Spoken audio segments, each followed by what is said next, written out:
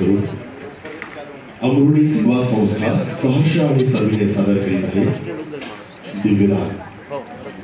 लेखक दिग्दर्शक नेपथ्य स्वप्नील बोहगे, संगीत शैल चौधरी, रंगभूषा आणि वेशभूषा असिधारा लांजेवार, प्रकाश योजना ऋषभ धाकोडकर.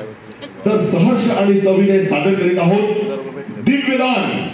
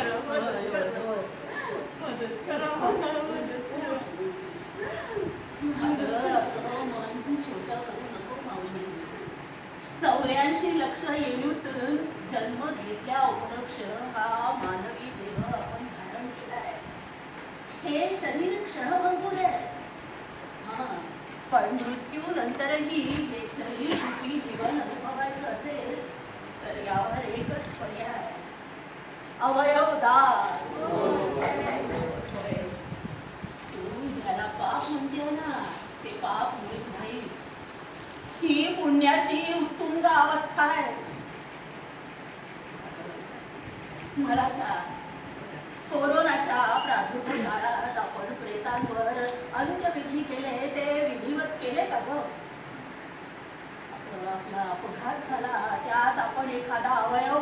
दमावून बसलो तर या अवयवदानातून येणाऱ्या अवयवाचा आपण उपयोग करून घेऊ शकतो.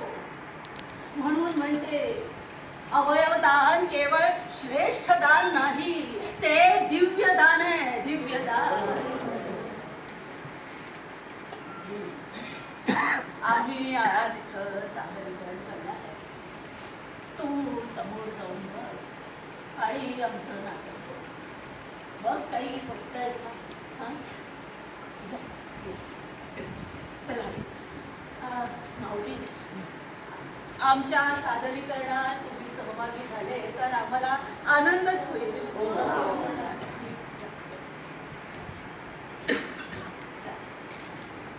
चला रे कुंडली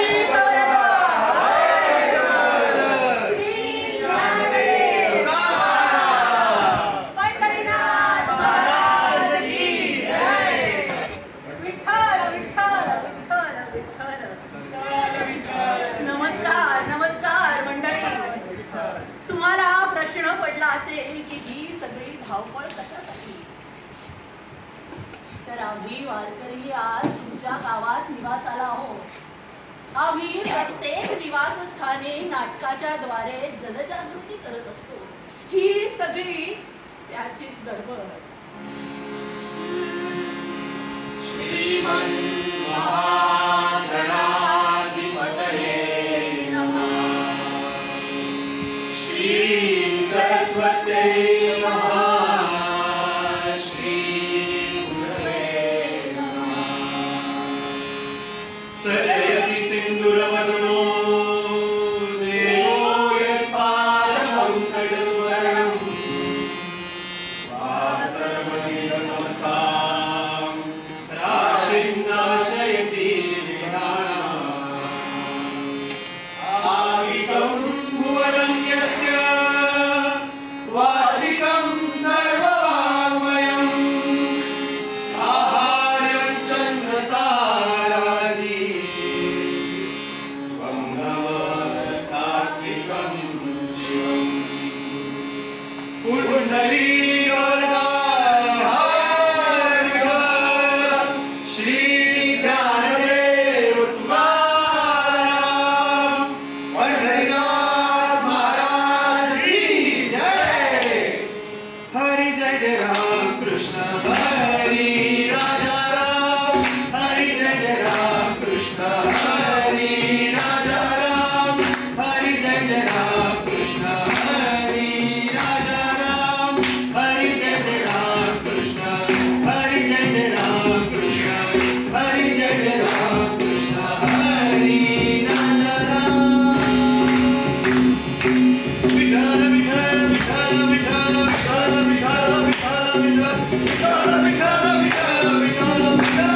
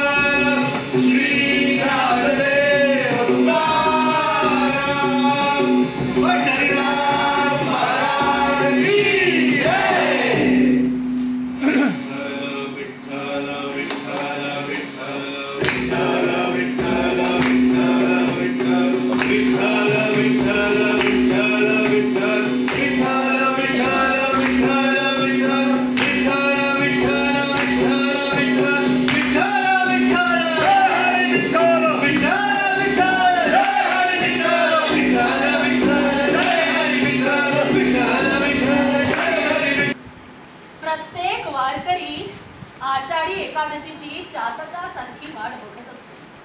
आता त्याला आम्ही वारकरी देखील कसे अपवाद ठरणार. पण वारीला जाणं म्हणजे पदयात्रा करून पंढरपूरला जाऊन माऊलीचं दर्शन घेणं एवढंच नाही, तर प्रत्येक निवासस्थानी जनजागृती करून त्याचा लेखाजोखा माऊली समोर मांडणं. माऊली,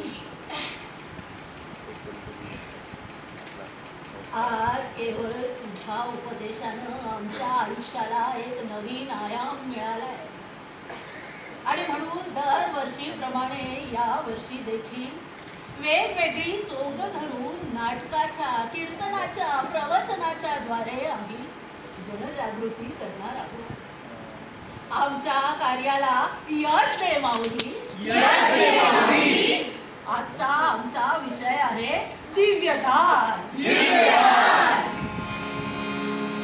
दानेन श्लाघ्यतां यान्ति पशुपाषाणपरमा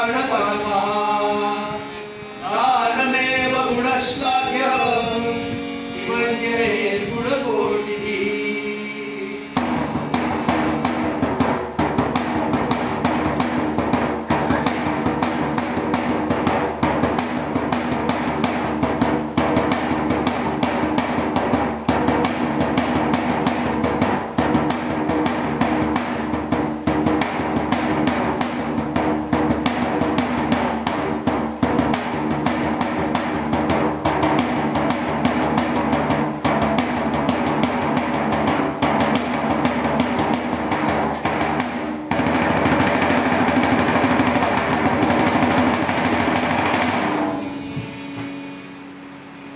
अर्जुनाशी युद्ध करण्याची प्रबळ महत्वाकांक्षा उराशी जपणारा कर्ण काय तो सामान्य योद्धा होता?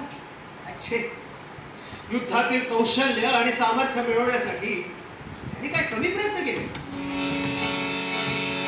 ब्राह्मण वेशे नटुनी नम्रता धरुनी परशुरामादे. ब्राह्मण वेशे नटुनी नम्रता धरुनी परशुरामादे. शरणागत हो मी यत्न करी, शरणागत हो मी यत्न करी.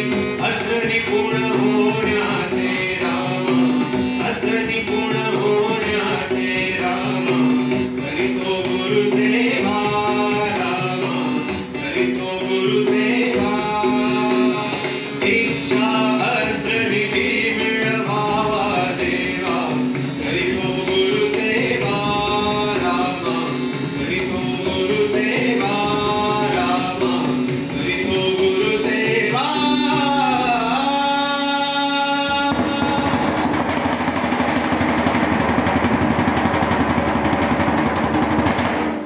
गेली क्षत्रिय रहित धरणी, सकल क्षत्रिय निखंदोनी. अस्त्रविद्या वैभव मिळवूनी, रावणासाठी राखीला. प्रणाम भगवत. कीर्तिवंत भव. आपण कोण आणि येथे कसे? भगवत, सर्व अस्त्राची विद्या शिकण्याच्या प्रयोजनानं आम्ही आपल्याकडे आलो आहोत.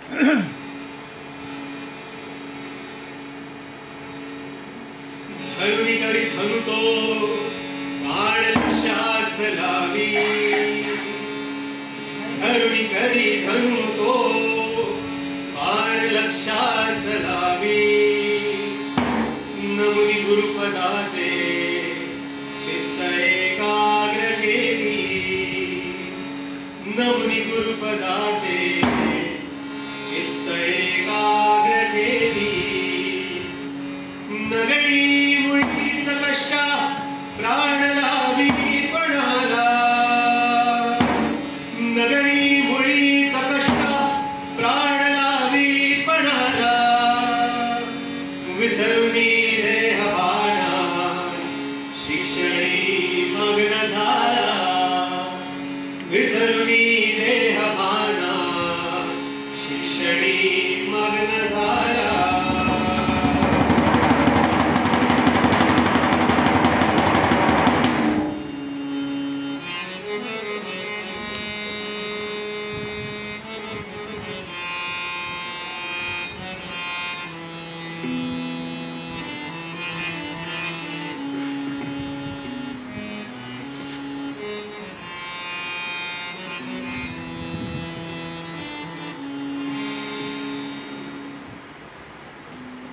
एकदा अरण्यात आपल्या गुरुसह कंद, मुळं, फळं, फुलं, समिधा, दर्भ हे असे आश्रमाला काही लागणारे साहित्य गोळा करण्यासाठी कर्ण गेला असताना गुरु परशुराम दबले आणि कर्णाच्या मांडीवर शिर ठेवून निद्रिस्त झाले.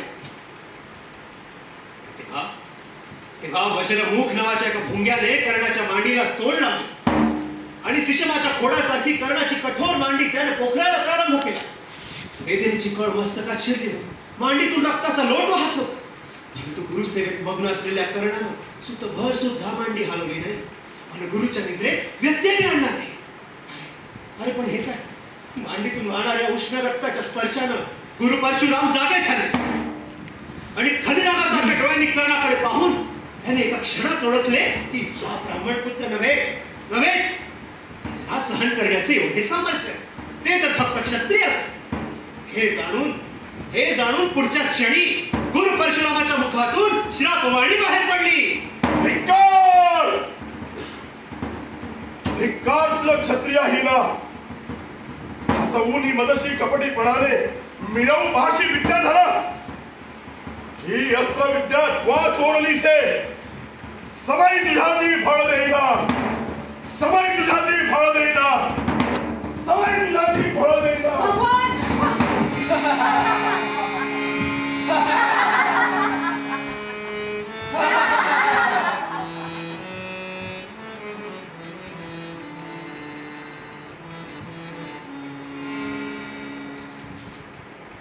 सज्जन हो, दान या एका गुणामुळे पशु, पक्षी, दगड, वृक्ष या सगळ्या वस्तू स्तुतीला पात्र ठरतात. दान या एका गुणामुळे दान देणारा दानी हा श्रेष्ठ ठरतो. आता इकडेच पहा ना, ज्याचा जन्म वादपूर्ण कुमारी मातेचा पुत्र म्हणून मिळवला गेलेला कुंतीपुत्र आणि जो नंतर राधेय म्हणजे राधेचा पुत्र म्हणून प्रसिद्ध झाला. आता साहजिकच सगळे पांडव त्याचे धाकटे भाऊ ठरले.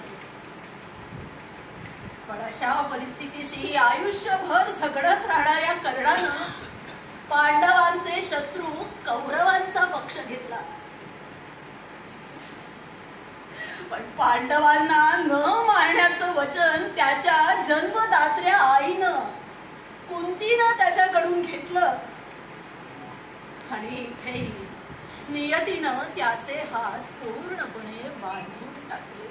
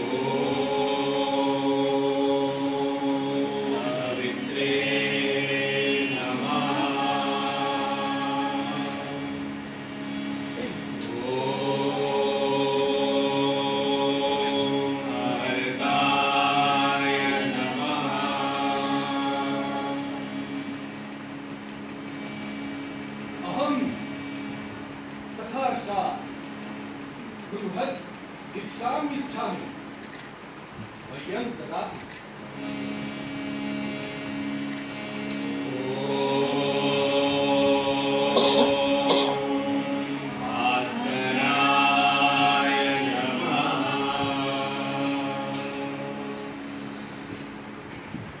अहं सकाशात् बृहत् भिक्षाम् इच्छामि मह्यं ददातु। आहा, किती ओजस्वी स्वर आहे हा कुणीतरी वैभव संपन्न पुरुष साधा. हा साधा सुद्धा ब्राह्मण दिसत नाही, कारण याचा प्रभाव मोठा असतो. भगवान यावे, इकडून यावे, यावे भगवान यावे.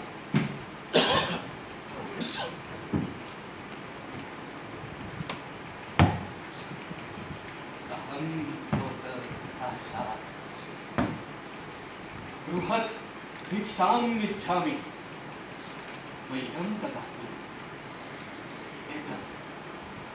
एतत् भवतः कर्तव्यम् अस्ति। भगवान, मला मोठा आनंद होतो. राजश्रेष्ठांच्या मुकुटमण्यांनी पदकमले रंगवलेला मी आज जगात कृतार्थ म्हणून गणिला गेलो आहे. पण आपल्यासारख्या द्विजश्रेष्ठांच्या पदस्पर्शांनी मस्तक पुनीत होणारा मी कर्ण आपणास वंदन करीत आहे. दीर्घा, काय बरे बोलू मी. याला दीर्घायुष्य असं म्हणेन तर हा दीर्घायुषी होईल, आणि तसे न म्हटले तर हा मला मूर्ख म्हणून माझा अवमान करेल. तेव्हा तेव्हा कर्णा, सूर्यांच्या किरणांप्रमाणे, चंद्राच्या वलयाप्रमाणे, उत्तुंग हिमालयासम, अथाह सागरासम तुझी तुझी हो हो कर्णा, तुझी कीर्ती नांदो. दीर्घायुषी हो असे का म्हणत नाही. पण आपण जे म्हटले आहे तेही योग्य. काय इच्छा आहे आपली, काय देऊ मी आपणास. मला जी भिक्षा हवी आहे ती भिक्षा देशील का नाही. माझ्या वैभवाचे वर्णन आहे का.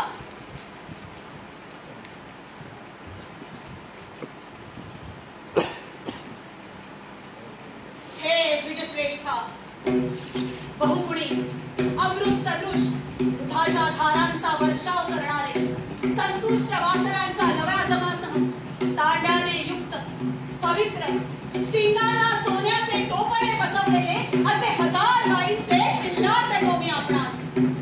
नाही. गाई? मला रे नाही इच्छा गायीची. हे दान नको. नको हे दान.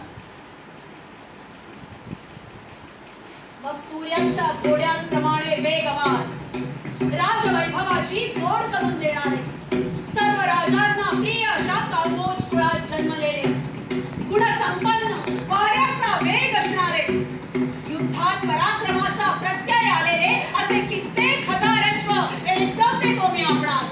नाही. अश्व मी क्वचितच बसीन त्या. कळना, नको रे हे दान.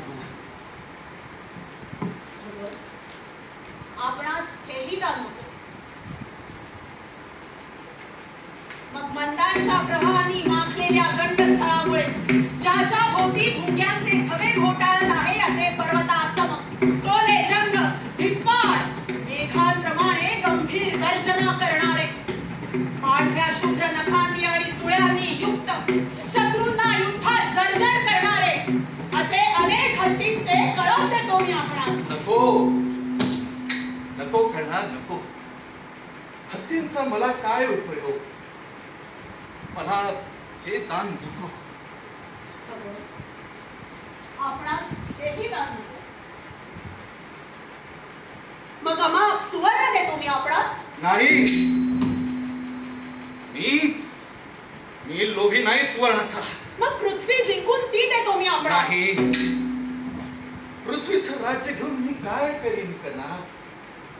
नकोय मला हे दान.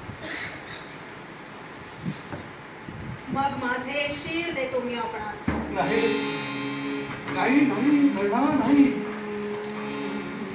क्षमस्व, माफ कर मला. क्षमा कर, क्षमा कर. भगवान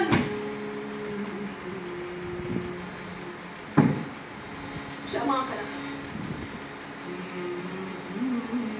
आणखी एक दान ऐका.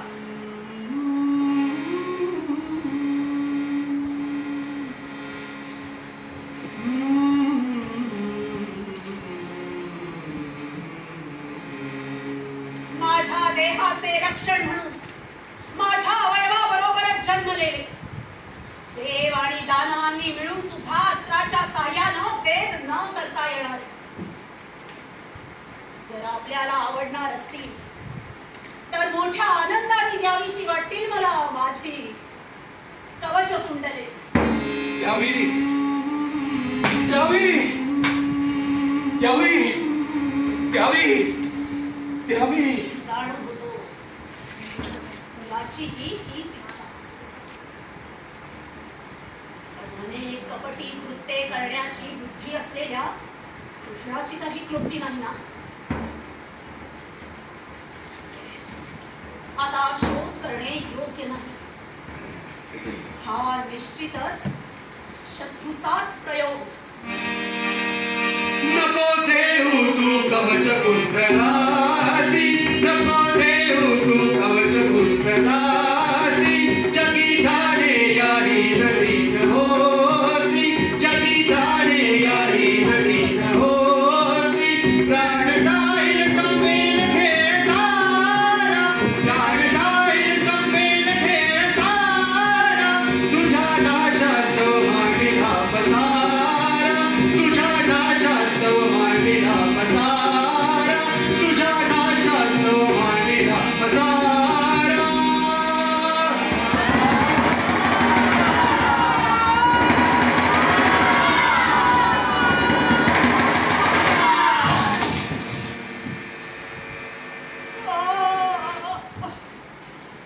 ही घ्या माझी कवच कुंडले.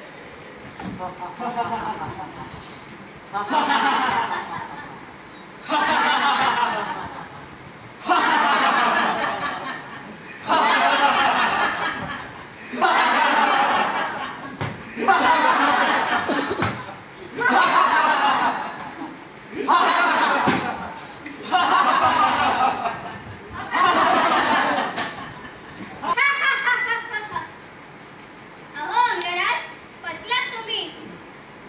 मला कोणी फसवलं? शक्राने. शक्राने? नाही, शक्राला तर खरोखर मी फसवले. का म्हणशील तर ब्राह्मणाने अनेक यज्ञात आहुती देऊन संतुष्ट केलेला सुवर्ण मुकुट धारण करणारा ऐरावताला थोपटून हाताला खड्डे पडलेला इंद्र आज माझ्या हातून दान घेऊन कृतार्थ झालाय. अर्जुनासाठी इंद्राने जे केले त्यात माझ्या दानाचा विजय आहे. माझा विजय आहे.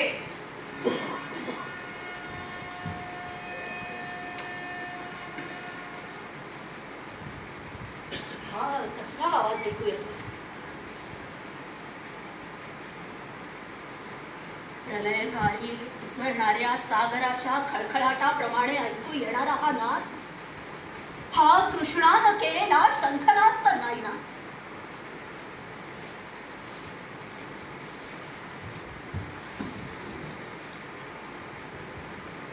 नाही, हा निश्चितच अर्जुनानं केलेला शंखनाद आहे.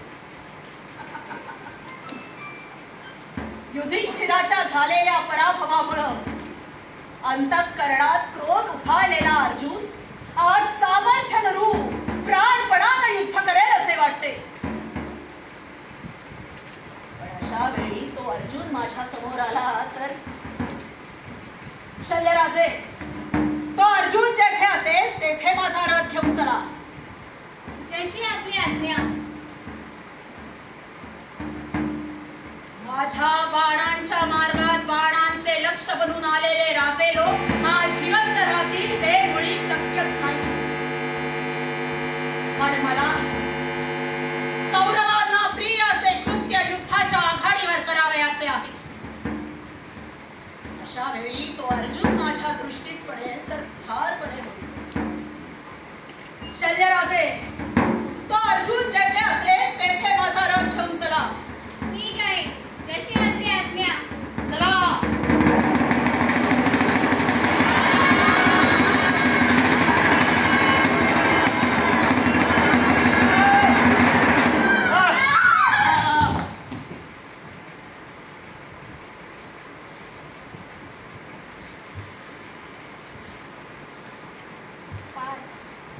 कर्णाला पराजित करणे तुला शक्य नाही. ही संधी तुला चालून आली आहे. उचल धनुष्य आणि चालव बाण करण्याच्या दिशेने. निशस्त्र शत्रूवर शस्त्र चालवणे हे खऱ्या योद्ध्याचे लक्षण नाही अर्जुना. आज मी निशस्त्र असताना माझ्यावर बाण चालवू तू अधर्म करतो आहेस. अधर्माच्या साथ देणाऱ्याच्या तोंडून धर्माची व्याख्या शोभत नाही अंगराज. भर सभेत द्रौपदीचे वस्त्रहरण होत असताना आपणच शांत चित्त बसला होतात ना. तेव्हा आपला धर्म निर्दिष्ट झाला होता का? चक्रव्यूहात जाण योद्धा अभिमन्यू एकटा लढत असताना त्याच्यावर शस्त्रांचे वार होत होते. तेव्हा कुठे गेला होता आपला धर्म अंगराज? अर्जुना, तू धर्माच्या बाजूने लढतो आहेस. आठव तुझ्या त्या क्रूर आठवणी. आठव तुझा तो कोमल चिरंजीव. आठव त्याची हत्या आणि चालव बाण करण्याच्या दिशेने.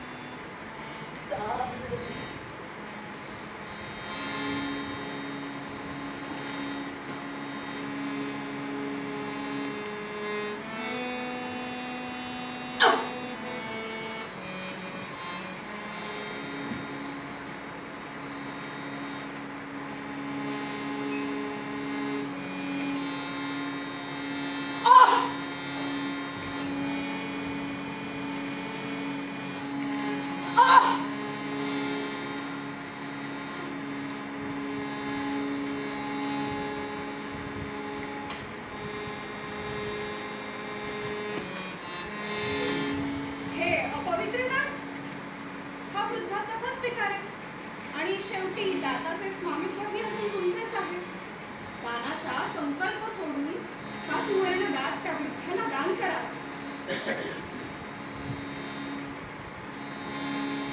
रक्तानं झाकलेलं ते अपवित्र सुवर्णदान आपल्या हाताच्या ओंजळीवर ठेवून, आपल्या नयनातील अश्रूंनी स्वच्छ करून आणि त्याच अश्रूंनी दानाचा संकल्प सोडून कर्णाने ते सुवर्णदान वृद्धाला दान केले.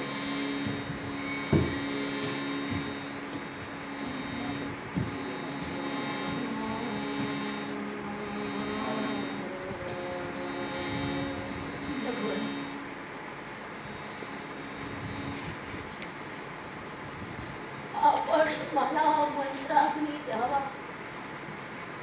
हीच माझी अंतिम इच्छा.